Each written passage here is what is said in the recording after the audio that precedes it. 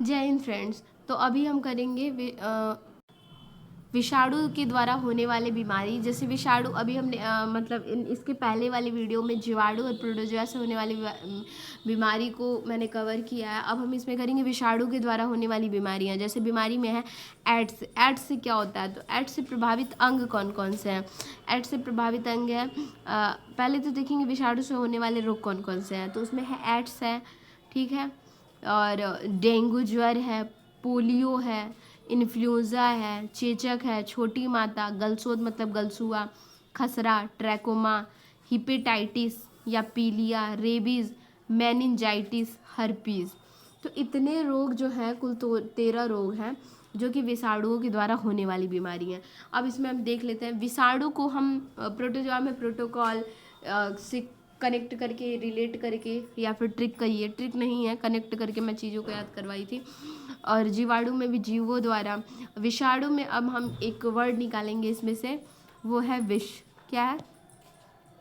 उससे है विष। विष से हम कनेक्ट करेंगे एड्स। जैसे अगर किसी इंसान को एड्स हो जाता है तो मतलब एड्स ऐसे ही थोड़ी होता है, ज़रूर उसने मतलब ऐसा विष पिया है, मतलब एक कनेक्ट करने की चीज़ है। और लोग ना उसको ना मतलब नफरत करने लगते हैं। ऐसा होता है कि भाई किसी को अगर एड्स हो गया है तो लोग उसको बुरी नज़र से देखने लगते हैं, मतलब विष भरी नज़रों से देखने लगते हैं कि भगवान इसे एड्स हो गया है। तो एड्स है। फिर है डेंगू ज्वर। अब डेंगू ज्वर आता है तो जो विषैले मच्छर होते हैं ना, वो उनके डंक बहुत मतलब जो मच्छर होते हैं जो तो उनके डेंगू ज्वर है ना, तो डेंगू हुआ है मतलब मच्छरों से ही होता है, तो उनके डंक में बहुत विष होते हैं। तो डेंगू ज्वर जब भी पूछेगा तो ये विषाणु के द्वारा होने वाले रोग हैं। फिर है पोलियो। तो पोलियो कैसा है? तो पोलियो भी है, तो वो विषाणुओं के द्वारा होने वाली बीमारी है। तो पोलियो से भी ऐसे करेंगे ना कि पोलियो जब पीते हैं, पोलियो पिलाने के लिए उसका ड्रॉप आता है, तो ड्रॉप जब लोग पिलाती हैं तो वो ना विष की तरह लगता है, कड़वा कड़वा लगता है, तो विषाणु से होने वाला है ये भी। अब देखेंगे इन्फ्लुएंजा। इन्फ्लुएंजा क्या है? तो इन्फ्लुएंजा रट लेंगे, ये भी वायरस से ही है। चेचक। चेचक चेचक है। तो चेचक जब बॉडी में होता है, मतलब किसी की भी चेचक से पीड़ित कोई अगर रोगी है तो लोग उसको ना मतलब अजीब तरीके से देखते हैं, उसके प्रति एकदम विषैला व्यवहार करते हैं कि उसने मानो कोई विष पी लिया है और उसकी पूरी बॉडी में रिएक्शन हो गया है। फिर छोटी माता। छोटी माता भी इसको बोलते हैं, छोटी माता भी रोग होता है, ये भी वायरस ही होता है। फिर है गलसौद गलसुआ, ये भी विषाणु से ही द्वारा रोग होता है। गले में कोई रोग हुआ है तो मतलब हम कोई विषैला पदार्थ पी लिए हैं, मतलब कोई विषैला पदार्थ का सेवन हो गया, तब गले में ये रोग हो गया गलसुआ। खसरा। खसरा क्या होता है? तो मतलब अचानक से लोग बोलते हैं कि खसरा रहा है मेरा गला, या फिर गले में कोई दिक्कत है तो खांसी टाइप आने लगती है। तो खसरा जो भी है, तो खसरा भी जो है तो उससे भी मतलब ऐसा लगता है कि किसी ने विष का सेवन कर लिया है, तो खसरा। फिर है ट्रैकोमा। ट्रैकोमा से क्या हो जाएगा? ट्रैकोमा से भी हो जाएगा कि ट्रैकोमा आँख है, और आँख में मतलब आई ड्रॉप था, मतलब आँख में ड्रॉप डाले तो वो विषैला ड्रॉप था, और जिससे कि आँख में क्या हो गया है? तो ट्रैकोमा हो गया है। इससे प्रभावित अंग आँख होता है, आँख में जो रोग हो गया वो हो गया है ट्रैकोमा। अब हम देखेंगे हिपेटाइटिस। हिपेटाइटिस है पीलिया, और उसके बाद है रेबीज़। तो रेबीज़ जो है, ये जैसे जो पागल कुत्ता होता है, पागल कुत्ता, वो अगर काट ले तो उसके दांतों में या फिर वो बहुत विषैला हो जाता है, जिसके कारण रेबीज़। मेनिंजाइटिस।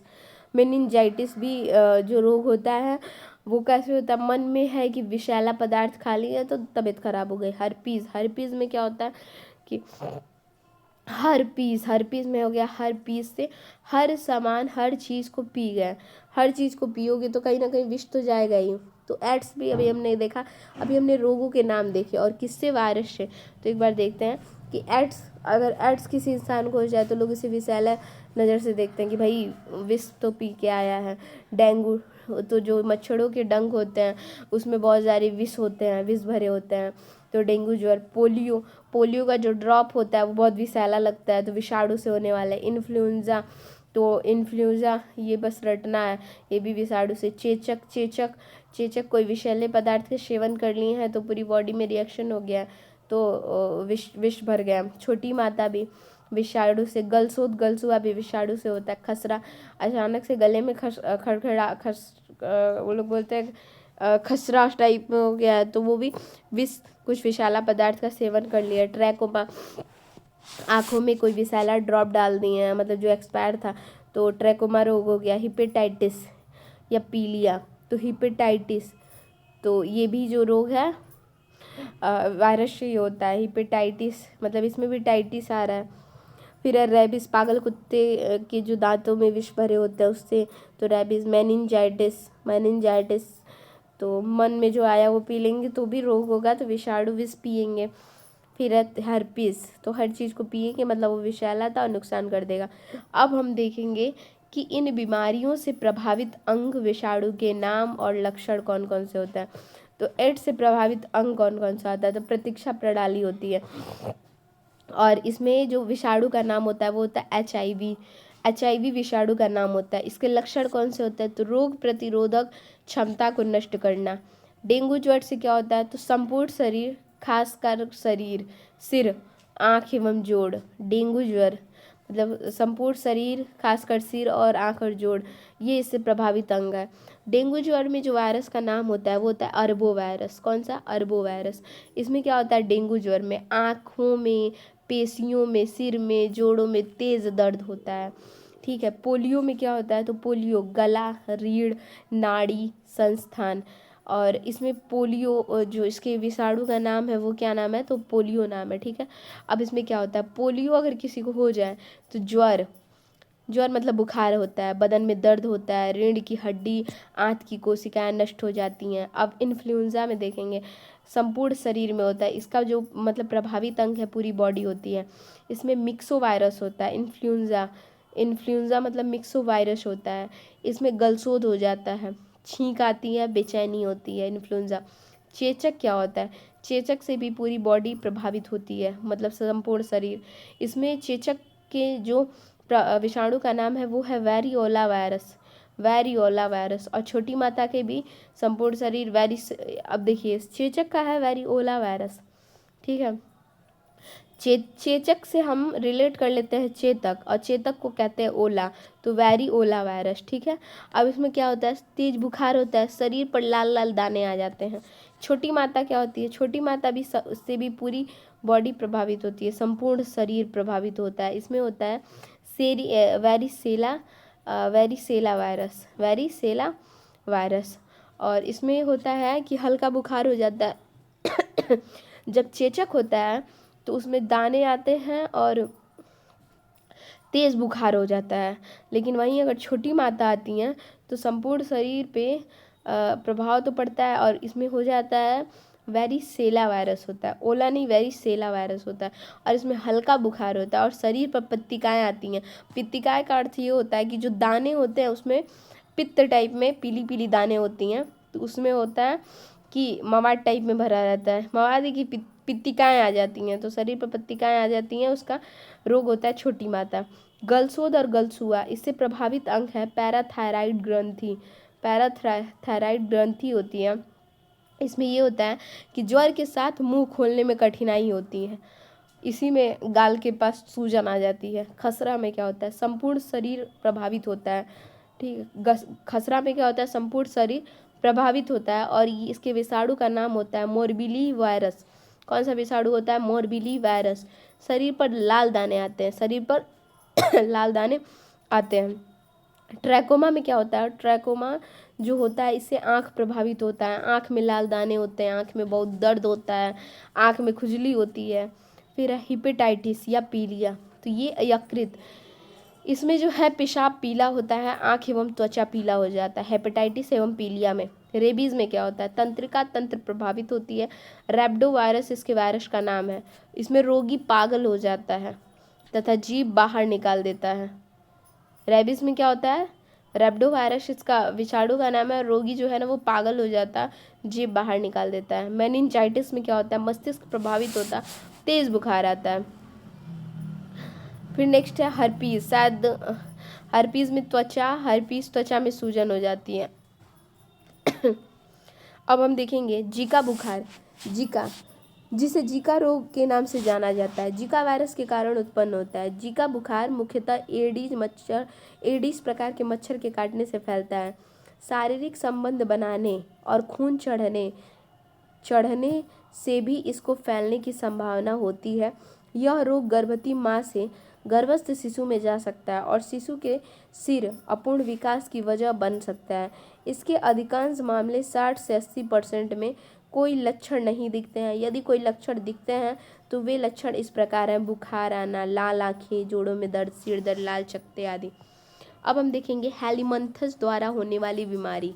हेलीमंथस द्वारा होने वाली बीमारी अतिसार। इस रोग का कारण आंत में मौजूद एस्केरिस लुब्रिकाइड्स नामक अंतःपरजीवी प्रोटोजोआ है। इसे घरेलू मक्खी द्वारा प्रसारित होता है। घरेलू मक्खी द्वारा ये प्रसारित होता है। इसमें आंत में घाव हो जाता है। इसमें प्रोटीन पचाने वाला एंजाइम ट्रिप्सिन नष्ट हो जाती है। यह रोग बच्चों में अधिक पाया जाता है। फाइलेरिया क्या होता है? तो फाइलेरिया में यह रोग फाइलेरिया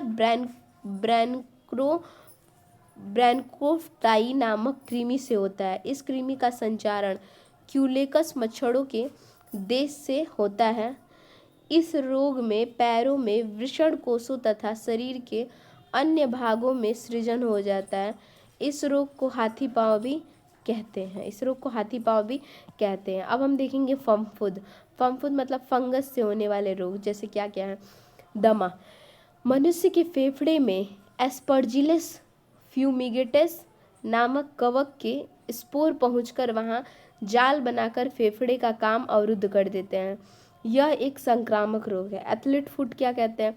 यह रोग टीनिया पेडिस नामक कवक से होता है। यह त्वचा का संक्रामक रोग है जो पैरों के त्वचा के फटने, कटने और मोटे होने से होता है। खाज। यह रोग एकेरस स्केबीज नामक कवक से होता है। किससे होता है? तो एकेरस स्केबीज नामक कवक से होता है। इसमें त्वचा में खुजली होती है एवं सफ़ेद रोग पड़ जाता है। गंजापन। यह टीनिया केपेटिस नामक कवक से होता है। इसमें सिर के बाल गिर जाते हैं। दाद। तो हमने यहाँ पे इसलिए अंडरलाइन कर दे रहे हैं एक बार और कि दमा किससे होता है? तो एस्पेरजिलस फ्यूमिगेटस नामक कवक से। एथलीट फुट टीनिया पेडिस नामक कवक से होता है। खाज। यह रोग एकेरस स्केबीज नामक कवक से। गंजापन। तो यह टीनिया कैपिटस नामक कवक से होता है। दाद। यह रोग ट्राइकोफाइटॉन लेरुकोसस नामक कवक से फैलता है। यह संक्रामक रोग है। इसमें त्वचा पर लाल रंग के गोले पड़ जाते हैं।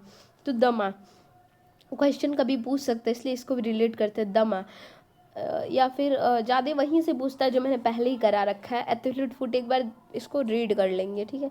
मनुष्यों में होने वाले आनुवंशिक रोग, यहाँ से क्वेश्चन जरूर पूछता है। वार्धनता। इसमें रोगी को लाल एवं हरा रंग पहचानने की क्षमता नहीं होती है।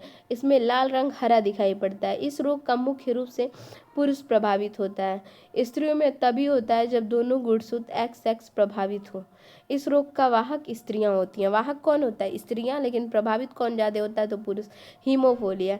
इस रोग में व्यक्ति की चोट पर आधा घंटा से 24 घंटे समय अंतराल औसतन 2-5 मिनट तक रक्त का थक्का नहीं बनता है। यह मुख्यतः पुरुषों में ही होता है। स्त्रियों में यह रोग तभी होता है जब दोनों गुणसूत्र एक्स प्रभावित हो। यह रोग की वाहक भी स्त्रियां हैं। हेल्डेन का मानना है कि यह रोग ब्रिटेन की, सॉरी यहाँ पे देखिए ये थोड़ा ब्लर आया है, यहाँ से मैं देख लेती हूँ क्योंकि फिर पढ़ने में दिक्कत होगी। वार्धनता में क्या होता है? एक बार और रिपीट कर देते हैं। वार्धनता में क्या होता है? रोगी को लाल व हरे में रंग में पहचानने में क्षमता नहीं होती है। लाल रंग हरा दिखाई देता है। पुरुष इससे प्रभावित होता है। स्त्रियां में तब होता है जब गुणसूत्र एक्स होता है। वहाँ किसकी स्त्रियाँ होती हैं, ठीक है। हीमोफीलिया में देंगे। हीमोफीलिया में देख लेते हैं क्या होता है। तो हीमोफीलिया में व्यक्ति की चोट पर लगने पे, मतलब इसमें ना रक्त का थक्का नहीं बनता है। पुरुषों में होता है, स्त्रियों में तब होता है डबल एक्स होता है, मतलब कि वो गुणसूत्र होता है। वहाँ किसकी स्त्रियाँ होती हैं। हेल्डेन का मानना है कि यह रोग ब्रिटेन की महारानी विक्टोरिया से प्रारंभ हुआ है। टर्नर स्टोर देखेंगे, टर्नर सिंड्रोम देखेंगे। यह रोग स्त्रियों में होता है। इस रोग में ग्रसित स्त्रियों में गुणसूत्र की संख्या 45 होती है। इसमें शरीर अल्प विकसित, कद छोटा एवं वह चपटा होता है। जननांग प्राय अविकसित होता है। टर्नर सिंड्रोम किसमें होता है? यह रोग स्त्रियों में होता है, जिससे वे बांझ होती हैं। वह क्या होती है? बांझ होती हैं। क्लिनफेल्टर सिंड्रोम, यह रोग पुरुषों में होता है। किसमें होता है? तो पुरुषों में होता है। इस रोग से ग्रसित पुरुषों में गुणसूत्रों की संख्या 47 होती है। इसमें पुरुषों का वृषण अल्प विकसित होता है एवं स्तन स्त्रियों के समान विकसित हो जाता है। इस रोग से ग्रसित पुरुष नपुंसक होता है। मतलब क्लिनफेल्टर सिंड्रोम, पुरुष जो होता है नपुंसक। डाउन सिंड्रोम, इस रोग से ग्रसित रोगी मंदबुद्धि, आंखें टेढ़ी, जीभ मोटी, अनियमित शारीरिक ढांचा होता है। इसे मंगोलिज्म भी कहते हैं। पटाऊ सिंड्रोम, इस रोग में इसमें रोगी का ऊपर ओठ के बीच से कट जाता है। रोगी का जो ऊपर का ओठ है बीच से कट जाता है, तालू में दरार हो जाती है। इस रोग में मंदबुद्धि, नेत्र रोग आदि से प्रभावित हो सकता है। कुछ अन्य रोग देख लेते हैं, जैसे कि पक्षाघात एवं लकवा। इस रोग में कुछ ही मिनटों में शरीर के आधे भाग को लकवा मार जाता है। जहाँ पक्षाघात होता है वहाँ की तंत्रिकाएं निष्क्रिय हो जाती हैं। इसका कारण अधिक रक्तदाब के कारण मस्तिष्क की कोई धमनी का फट जाना तथा मस्तिष्क को अपर्याप्त रक्त की आपूर्ति होना। एलर्जी, कुछ वस्तुएं जैसे धूल, धुआं, रसायन, ठीक है, धूल, धुआं, रसायन, कपड़ा, सर्दी किन्हीं विशेष व्यक्तियों के लिए हानिकारक हो जाते हैं और उनके शरीर में विपरीत क्रिया होने लगती है, जिससे अनेक बीमारियां हो जाती हैं। खुजली, फोड़ा, फुंसी, शरीर में सृजन आ जाना, काला दाग, एक्जिमा आदि एलर्जी के उदाहरण हैं।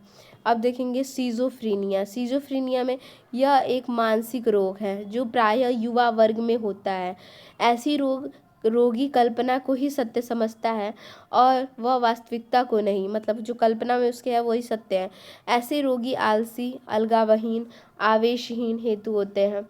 विद्युत आपित चिकित्सा इसमें काफ़ी सहायक होती है। मतलब इलेक्ट्रिक शॉर्ट दिया जाता है। मिर्गी, इसे अपसमार रोग कहते हैं। यह मस्तिष्क के आंतरिक रोगों के कारण होती है। इस रोग में जब दौरा पड़ता है तो मुंह से झाग निकलता है और मल पेशाब भी निकलता है। डिप्लोपिया, यह रोग आँख की मांसपेशियों के पक्षाघात के कारण होता है। कैंसर में क्या होता है?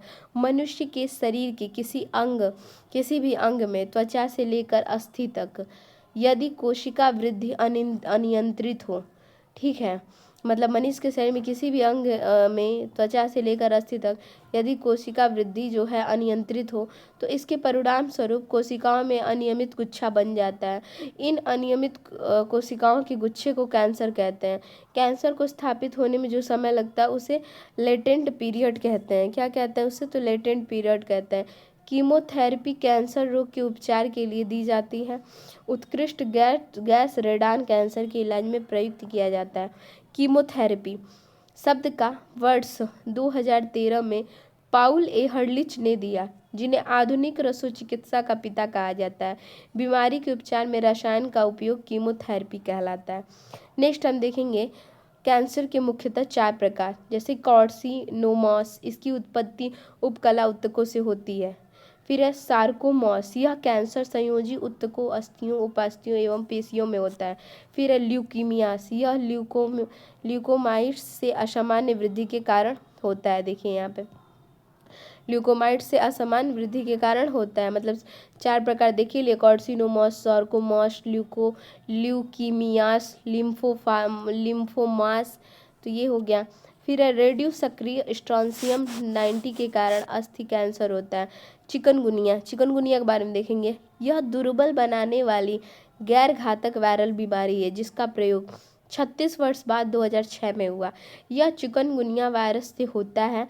यह मादा एडिस मच्छर, मुख्यतः एडिस इजिप्टी मच्छर के काटने से फैलता है। मनुष्य ही चिकनगुनिया वायरस का मुख्य स्रोत होता है। मच्छर संक्रमित व्यक्ति को काटकर अन्य लोगों को काटते हैं, जिससे यह बीमारी फैलती है। संक्रमित व्यक्ति से यह बीमारी किसी और को नहीं हो सकती है। इटाई रोग कैडमियम के कारण ही होता है। अब देखेंगे एलिसा क्या होता है? यह HIV वायरस की जांच करने की एक प्रणाली है। इससे पता चलता है कि एड्स पीड़ित व्यक्ति है या नहीं। यह एलिसा टेस्ट कहते हैं। अब हम नेक्स्ट देखेंगे कि वेस्टर्न ब्लॉट टेस्ट, यह HIV संक्रमण की खास जांच है जो पॉजिटिव होने पर बताता है कि व्यक्ति HIV से ग्रस्त है। HIV P24 एंटीजन HIV के अस्पष्ट जांच जिससे रोग को तीव्रता की जानकारी मिलती है। नेक्स्ट देखेंगे CD4 काउंट। इस परीक्षण से रोगी की प्रतिरोधक क्षमता का आकलन किया जाता है। Nucleic acid test. Nucleic acid फिर है एम्प्लीफिकेशन टेस्ट का एडवांस तकनीक सीधे HIV वायरस के जेनेटिक तत्वों का पता लगा लेती है। यह तकनीक ब्लड डोनर के रक्त में मौजूद बहुत ही कम स्तर के संक्रमण की पहचान कर लेता है। इस जांच की मदद से 1 सप्ताह के संक्रमण का भी पकड़ा जा सकता है। विषाणु से संक्रमित शरीर की कोशिकाएं इंटरफेरॉन नामक प्रोटीन बनाती है। HIV पॉजिटिव लोगों को एंटी रिट्रोवायरस थेरेपी की व्यवस्था की गई है। 8 सेवाओं की शुरुआत 1 अप्रैल 2004 से की गई है। वर्तमान में एड्स के उपचार के लिए एजिडोथाइमिन मीडिन औषधि का प्रयोग किया जाता है। फिर नेक्स्ट है डेंगू ज्वर मादा एडीज एजिप्टी मच्छर के काटने से फैलता है। ठीक है, हमारे देश में डेंगू ज्वर का पहला मामला 1963 में कोलकाता में सामने आया था। और डेंगू में ये होता है प्लेटलेट्स की कमी हो जाती है। अब देखेंगे टीकाकरण कार्यक्रम जैसे कि BCG बैसिलस कॉलमेटस ग्यूरिन जन्म पर तपेदिक से 70% तक सुरक्षा। DPT डिप्थीरिया पर्ट्यूसिस और टेटनस टोकोसाइड 6, 10 और 14 सप्ताहों और 16 से 24 माह की आयु की सुरक्षा में 90 से 99%। OPV पोलियो 6, 10, 14 सप्ताहों और 16 से 24 माह की आयु और संस्थागत जन्म के समय खुराक क्षमता 100% तक। खसरा 9 से 12 माह की आयु पर और सुरक्षा इसमें 100% होती है। DT डिप्थीरिया और टेटनस 5 वर्ष की आयु।